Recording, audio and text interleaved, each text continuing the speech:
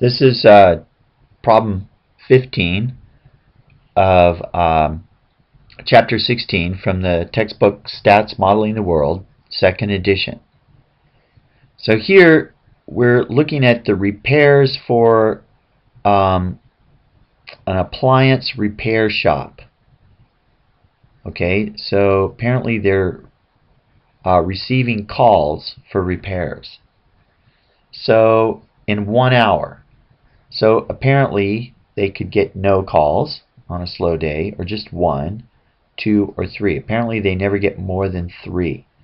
So here we've been given a probability model. Okay, fancy word for a table of outcomes and their associated probability. So they say, how many calls should the shop expect per hour? So that's just the average. And so the formula, I hope you're starting to commit this to memory. Let's just let x be the random variable here. X would be the number of calls.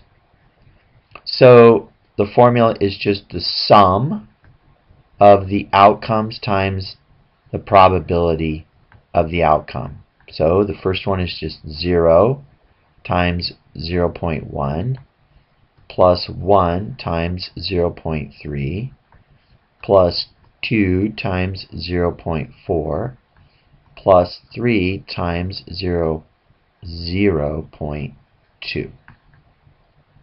Okay, and that comes to 1.7 calls.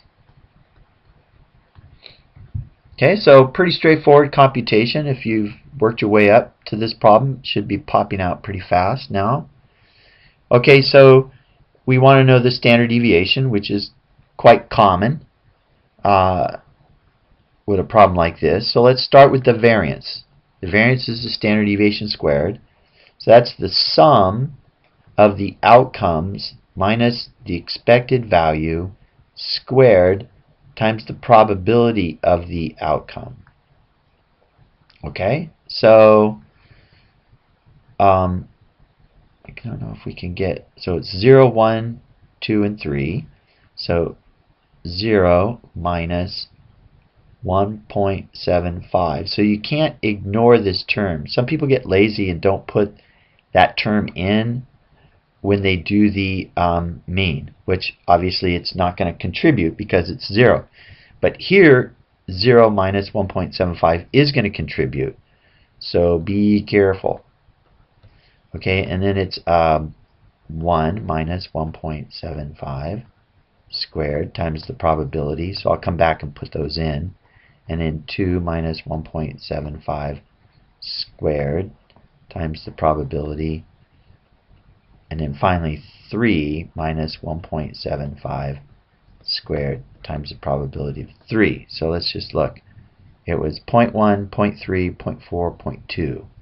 So 0.1, my memory is too bad. 0.3, 0.3, 0.4, and 0.2. Okay, so it takes a little time to punch this up into the calculator. Sometimes it's good to just do one term at a time, unless you can find a way to do the whole thing.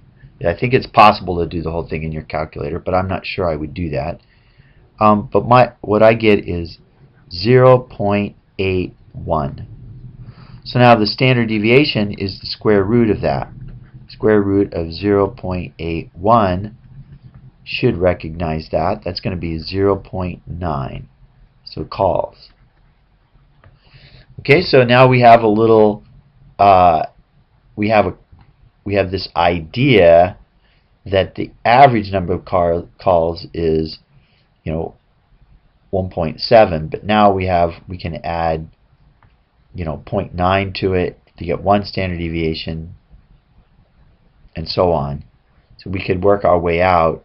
We don't know it's a normally distributed model, but 3 standard deviations in both directions would sort of give us an idea of the range and the variability for this particular random variable. Okay, so that's how you do this problem. Good luck.